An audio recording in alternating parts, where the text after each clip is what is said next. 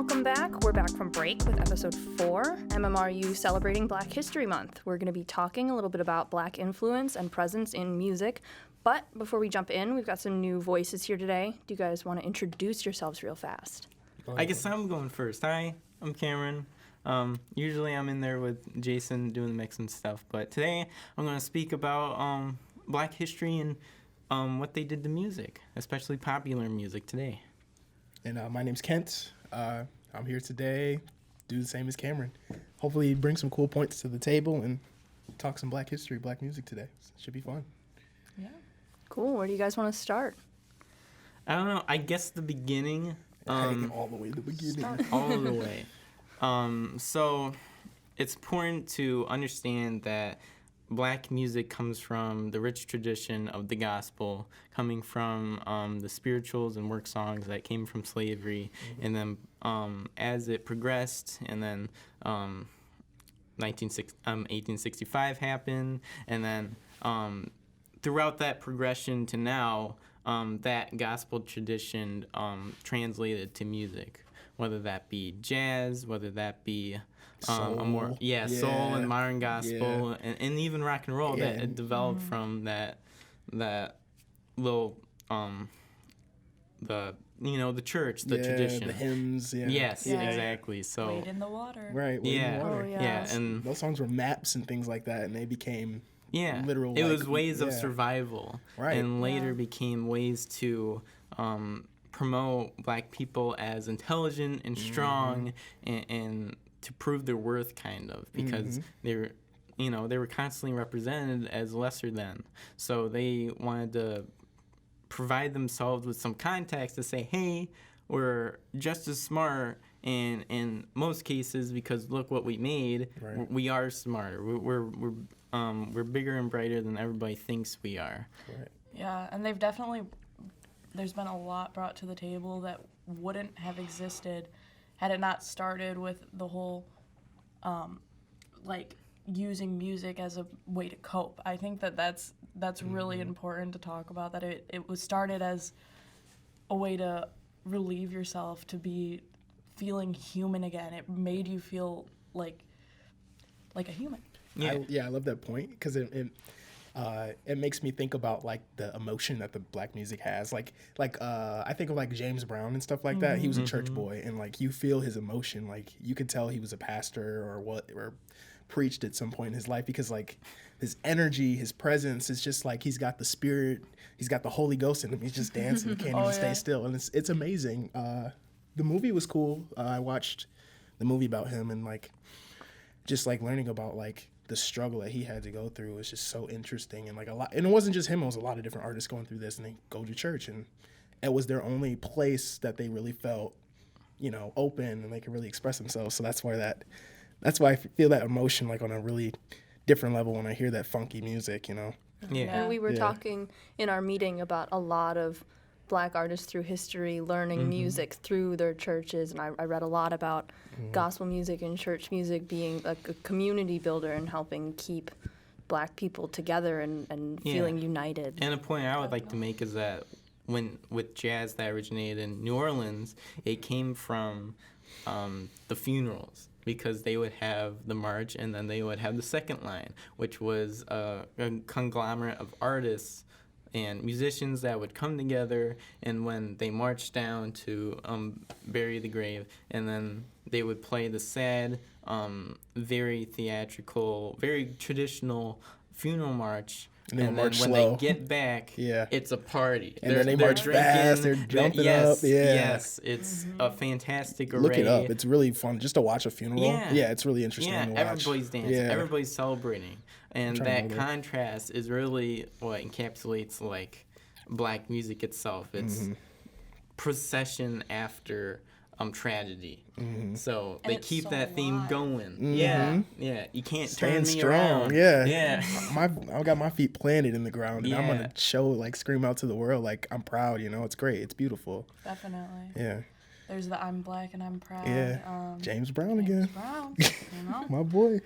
So, what do you think about jazz? Because I know you guys had a lot to bring to the table about that, about artists and how that all originated with a lot of Black culture following, and it was really a big part of bringing Black Americans into society. I think that it made them feel as though they had a voice at times.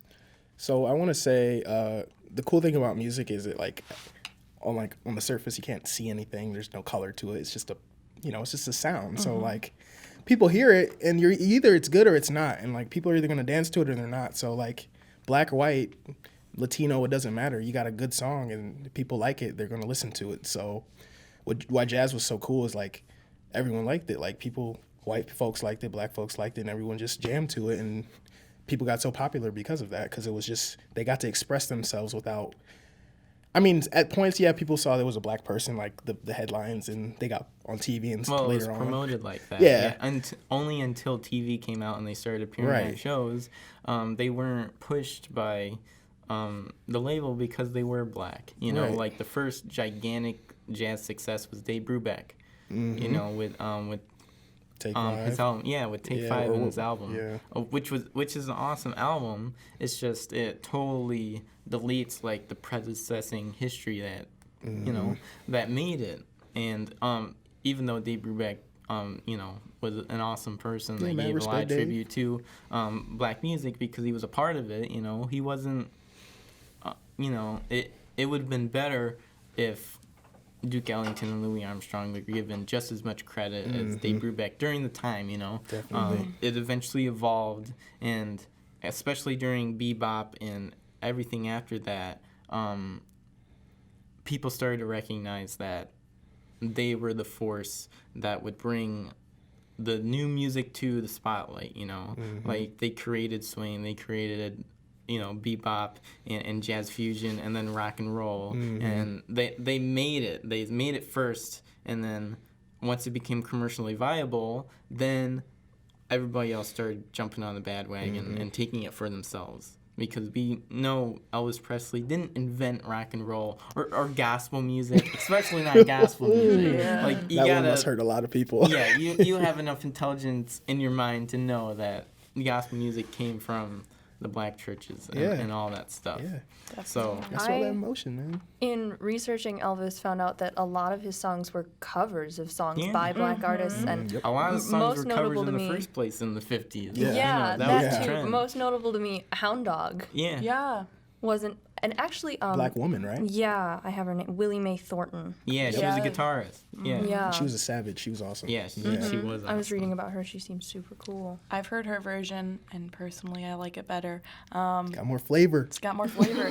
And black women in music, like my that God. is such a huge part. The soul, the vibrance, everything that comes through in, Billie Holiday, and we got Nina Simone, we got Ella all Fitzgerald. of them. Ella Yeah, Fitzgerald. Their Ella impact too Fitzgerald. is gigantic. So It- big. Ruth Brown is a big one too. Yeah, it's amazing that they got as much impact as they did as women and as black women that affected popular music, because Ella Fitzgerald was top tier in the 20s and 30s. Like, she was it. Like, she's doing Summertime with Louis Armstrong, and she's making it, and Billie Holiday too. And it should have never happened, right?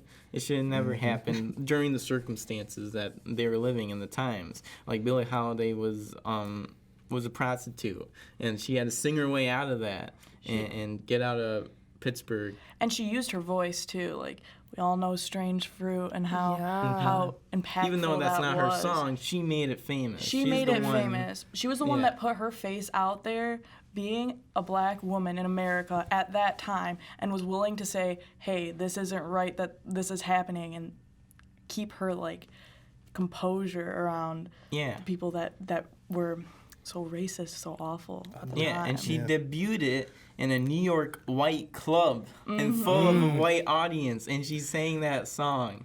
And Just to show how badass the Yeah. song was. Like, it doesn't matter who the crowd is. Y'all not are gonna even that, like just this like music. just showing in their face, like, this is what is being represented right Right. now, and it needs to stop. This is the Exactly. reality that That's so true. you need to understand. I hadn't heard of Strange Fruits until you guys mentioned it in our last meeting, and I went and listened to it, and I did some research into the history of the song and the poem that it's based on was from the 30s, but I did end up reading that she died because she wouldn't stop singing that song.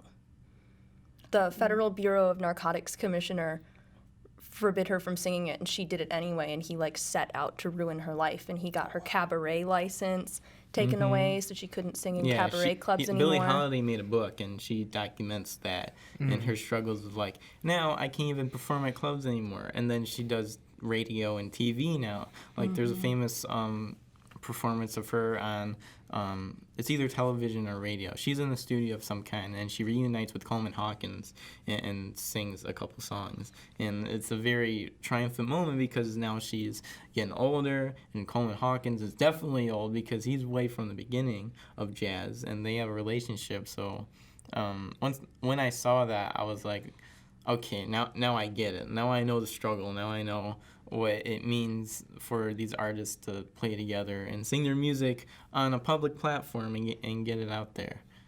Definitely. So go for it. What were you gonna say?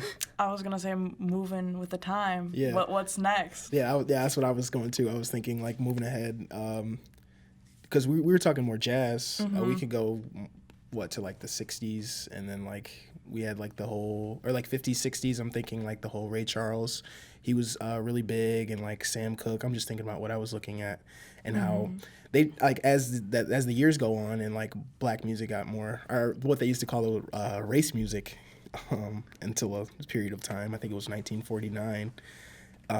As that just got more and more popular, I think these black kids started to get more inspired, and you just started to see more and more artists come up, and the inspiration is just so there, and it's beautiful. Just like thinking about like, you take a hip hop artist, he's got a sample of a James Brown song. James Brown is influenced by X, Y, and Z, who's influenced by them, who's influenced by the church, and it's just like this cycle, and it's just like amazing just to watch it and listen to it and hear it progress.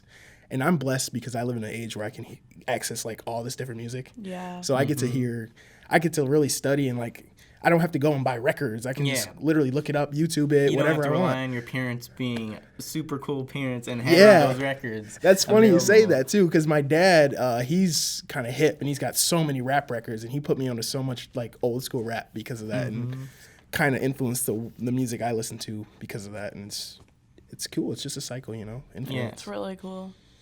So, should we move up to the next generation? Are we going for some funk? Are we talking about R&B? What's next? I mean, there's so much. That was an awesome time because you have the Isley Brothers, you had James Brown, of course, you had Chic and Stupid Phone.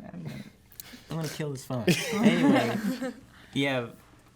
you have a lot of guys, and they contribute to this modern success of black music, right? Because you had Motown and everything that was the first, like, diamond in the rough of, like, super producer, super, organization producing music that was almost exclusively black people. Because you got Lionel Richie and the Commodores, and you have the Supremes and the Temptations and Diana Ross. You have all those guys. You have one Smokey big Robinson shot after another. You have Stevie Wonder. They're all on it. Michael later on. All from Detroit. Well, we got that Detroit Motown, it's a great thing. Shout out Motown, man. Yeah. It was just a formula that worked.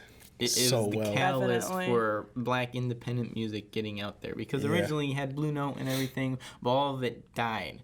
All of it died after a while. But without like people like Herbie Hancock doing jazz fusion and everything, and those jazz people transitioning to funk, black music wouldn't be like it is today, where you get like SoundCloud artists and people trying new things. The DIY stuff. Definitely. I think that's one of the biggest attributes of black music specifically is that do it yourself. You can do anything stuff, because from funk we get hip hop, which was literally created because of riots and stuff in the 80s, and people got their hands on equipment that they couldn't beforehand and started playing with it and be like, I'm gonna make some music now. Like young pissed off black teenagers just telling like the world, like, this is what's going on in my neighborhood, like y'all might not know it. Like Grandmaster Flash and Africa Bambaataa. The importance of the message, that song Don't Push Me Till I'm Close to the Edge, like that song hits hard in so many ways, and I still think that's like top 3 like rap songs ever, and I think everyone should listen to that song. It's so important, like on so many different levels, and that jump from like funk to hip hop in like the early 80s was just amazing. Like groups like Run DMC and once technology got involved, you yeah. get house, techno, yeah, hip-hop. and it just got more complex. Yeah, and then you have like the boy bands of the hip hop Yeah. era and stuff. Yeah, hip hop is very interesting, and I mean it's still reigning supreme right now, which is it's an explosion that happened 40 years ago. Yep. And then now it's evolved almost like jazz. I see that parallel a lot because jazz is obviously still alive today, but you got 1920 and 1960, and it's a clear progression. You know, I'm just waiting until the next thing hits, and then we get something absolutely insane. I'm so musically. excited. Definitely. I'm excited too because I want to be alive and be there when it happens and experience it because I know it's going to happen. It's going to happen. There's no way it doesn't. It's inevitable. The cycle will continue. Whether we get rock and roll or some experimental stuff that everybody loves, it's going to be awesome. Right. And it starts with those little technical revolutions that we get. Trying something new. Well, can I ask, are there any albums that really like you hold close to your heart that you think really inspire you from Black artists talking about their issues, talking about what they want to say to the world? Like, is there anything that from any time, any generation, anything that you guys would call your favorite? Well, right off the bat, I love Stevie Wonder. And like a lot of his stuff hits home, and like it's just like it's good feel good music, and also the messages behind all the songs are just so beautiful, and his voice is amazing, and he gets a little crazy with the synths and stuff like that, so he's really cool. Level, Stevie Wonder is a genius for sure. He's a genius because his chord progressions and stuff. Because I watch like music nerd videos on it. I don't understand a lot of it, but I still watch it anyway, just for them to be like, "Hey, Stevie Wonder, he did this. He made something super complicated that sounds as simple as like Haas Cross buns or something like that." Buns. Yeah, that's and he was making Stevie like Wonder pop does. record, like hits, like all on the charts and stuff. And they're jazz inspired, like singer songwriter, funk, soul. It's a conglomerate of it's all of genres. Definitely. Yeah. So shout out Stevie. For me, for albums, I got a lot of them. A lot of them is more recent because that's where I started getting into music, with more modern music, but they still reflect the same issues and stuff. But if I was going to pick like an old album from that era that inspired me about the problems and stuff, it's got to be Charles Mingus' where he has expresses a lot of his personal inspirations and his what he values in music and what he thinks should be represented with his music, because he has songs about his wife at the time. He has songs about the past and what inspires him, whether that be just sounds like Bird or Duke Ellington. And he just has these crazy compositions with amazing players at his disposal. And it's great. The group of you probably haven't listened to the album. Not entirely. I've heard like a little bit of it before. I'm learning so much from the first meeting when we started discussing this podcast, and today I have so much like research to do, so much homework, so much homework, so many Spotify playlists to make. I'm very excited. Speaking of Spotify playlists, there's a great Black History Month playlist out there made by Starbucks that I was listening to the other night. There's a lot of great stuff through NPR. Everybody's really supporting. NPR is really, really good. They produce a lot of stuff. So much, and it's a lot of current artists that are doing experimental things and bringing out new sides of music. It's great. Yeah. Do you have any albums you were thinking of? I can't think of a specific album, but I know being in choir from the age of like 10 or 11, you can't escape gospel in the choir. I think I've done Wade in the Water upwards of 6 times. Swing Low, Sweet Chariot, and that's a style of music that I was just surrounded by growing up. And it definitely. Yeah. I feel like on a completely flip, we haven't really gotten into rap as much as we've talked about the past history, but like current rap, that's where I have gotten a lot of my understanding of music. And I only want to say like 2 or 3 years ago began to listen to rap music because I thought, oh, that's not for me. Like, that's nothing I could listen to. But now So versatile. There's a rapper for everyone. there's a rapper for everyone. Yeah, and there really is. And the first thing that like made me really fall into that spiral of rap was, I guess, the most common, Kendrick Lamar's "To Pimp a I mean, Butterfly." he's Oh, fantastic. Amazing album. It's fantastic. Just That was one of my first two, but Phenomenal. just to like deep dive into that album, The nod to it is- jazz. We were talking about Yes. jazz. The that's nod. intimidating for anybody. And to like fall in love with it, I think that's incredible. Because my first one was in 2016, a Tropical Quest released their yeah. last record. Oh, yeah. Their last We record got it from ever. here. And I was like, I'm going to put it on and I'm going to see what's up. I don't know who they are, but let's see what's going on. So and my it dad was was a fan in a college. very intuitive music experience for me because I felt the beats were super organic and stuff, and it wasn't treated like the trap music I was raised with, basically. Jazz rap, baby. Yeah. Yeah. And at the time I was being ignorant, and I'm like, all trap rap and all mainstream music at the time just sucks, and I don't You enjoy just it. you were just, and there was too much of it coming in at once. Yeah, That's- it that was was the probably problem. that, and then I hear that all also too a lot of often. mediocre stuff was coming out. Yeah. Like, I'm not gonna say like I'm a fan of Lil Wayne or anything, even though I have huge respect Yeah. on what he did to the culture and stuff like that. Yeah, and I love the Carter 3, by the way. Great album. Yeah, and but what got me into it was that album because of how raw and honest and emotional, and that brought me to how I understand African Americans and what their thought process is when it comes to living a complete life and making music that's meaningful and stuff. Is Right. that Yeah. I'm gonna make music that reflects what I've experienced, what I believe in, what makes me feel good. Right. And I've always had this sort of fear because I know I will never understand fully. I will never feel what it feels like to be a Black American, and I will always have mad respect for everybody who has put up with the stuff y'all have been through. But there were artists like Kendrick and then like Chance the Rapper's Coloring Book and all of That's a those good great album. Gospel albums that influence. very gospel influence. Yep. So The good. choir. So fun. And it just opened me up to this whole new world, and hearing the lyrics that they brought out and the passion and everything. It was great. A great eye opener. Yeah. Definitely. Yeah. So is it time for Song of the Yeah, Week? it does seem like a good time to do that.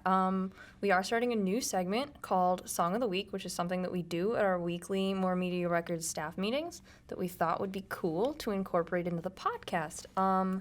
This week, we wanted to use it as an opportunity to spotlight some Black artists, right? Who wants to go first? Yeah.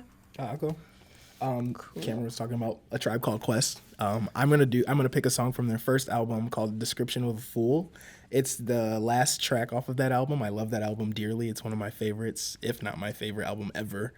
I like it because it's a Roy Ayers sample, and I love Roy Ayers because I love Tyler the Creator, and he opened my eyes to Roy Ayers, and I love that dude. So that song, it's just a really dope song because it just talks about like what a fool is and how you should not be an a-hole to people and respect women and stuff. It's just a fun song. So yeah. Common sense. Yeah, common sense pretty much, and how it's not common.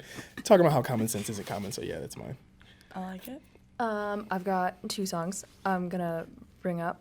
By You, by Oompa, featuring Anjamil, and then Pisces by Anjamil. They're both Black queer artists from Boston, and they have really unique experiences that come forward in their music, and it just sounds. So Anjamil's entire Maker mixtape actually I really love it. I've been listening to it nonstop for 2 months. Definitely. Awesome. I'll check that out. Yeah. So my song of the week, I'd say, is anything off of anything he has created, honestly. But Joyner Lucas, I listened to Ross Cappuccioni. I don't know if I'm pronouncing it correctly, but that was the first one that got me interested. One of my friends showed me the song as we were driving home from Mount Pleasant, and the rain was pouring, and I felt the emotion. I heard the setting. storytelling, It's and Yeah, I was he's just very theatrical. he is as a so rapper. good, Yeah. and everything he does, it has a statement. He's making a statement, and I love it.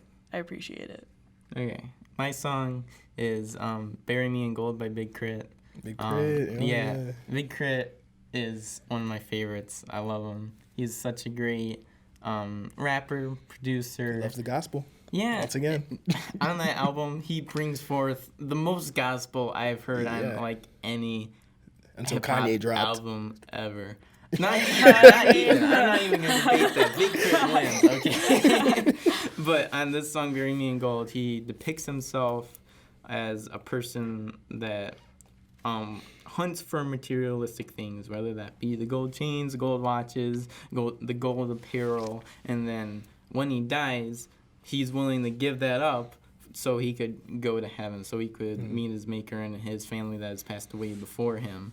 And the whole message is about how black people specifically, they get these materialistic things in order to reassure themselves that they are great, that they are able to have this sense of pride among themselves by getting the things that they that society has put as they can never attain.